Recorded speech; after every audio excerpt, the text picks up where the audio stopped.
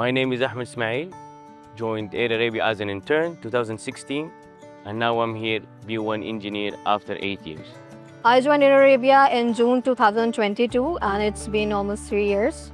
My father inspired me to become an aircraft maintenance engineer, and since that, it grew up with me.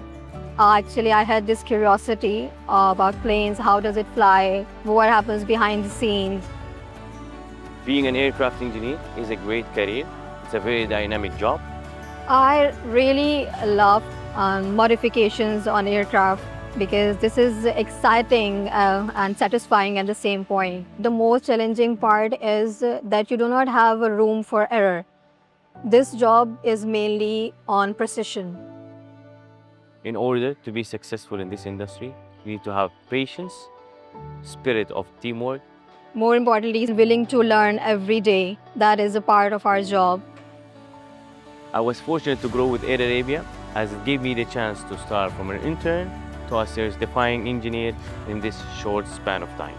The one thing I really love about Air Arabia is the working culture. People over here are very supportive. So yeah, there is a great sense of collaboration.